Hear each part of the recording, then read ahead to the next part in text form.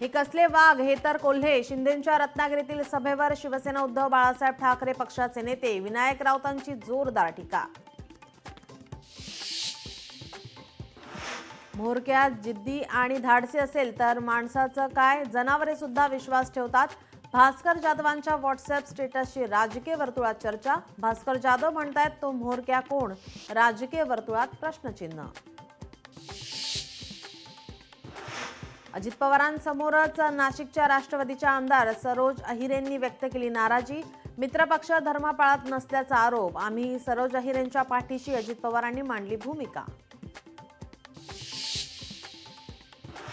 सिंचन घोटाळ्याचा आरोप झाल्यानंतर आपण नैतिकदृष्ट्या राजीनामा दिला होता. धनंजय मुंडे का राजीनामा देत नाही त्यांना विचारा, अजित पवारांचं स्पष्टीकरण. भाजप आमदार सुरेश धस पुन्हा धनंजय मुंडेंविरोधात आक्रमक. कृषी विभागाला पत्र लिहून मागवली तत्कालीन निर्णयाची माहिती, तर कृषी विभागातील अधिकाऱ्यांनी भ्रष्टाचार केल्याचा धस यांचा आरोप. मुंबईत पुन्हा मराठी भाषेची गळचेपी. क्रॉफर्ड मार्केटमधील मॅनेजरची मराठी तरुणाला गुजराती किंवा हिंदीत बोलण्याची जबरदस्ती. तर उल्हासनगरमध्ये आपल्याला मराठी येत नाही, जा आपली तक्रार करा. परप्रांतीय आरपीएफ अधिकाऱ्याची मुजोरी. दिल्लीचा मुख्यमंत्री आज ठरण्याची शक्यता. उद्या किंवा परवा शपथविधी होऊ शकतो, सूत्रांची माहिती. निर्मला सीतारामन आज मुंबई दौऱ्यावर. बजेटमध्ये महाराष्ट्रासाठी काय दिलं त्याची माहिती देणार.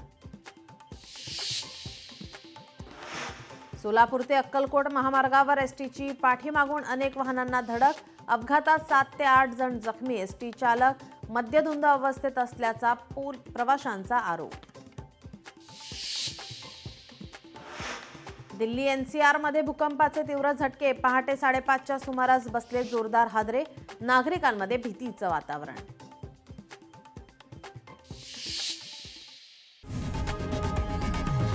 लोकशाही मराठी ऐका, पहा, जागरूक रहा.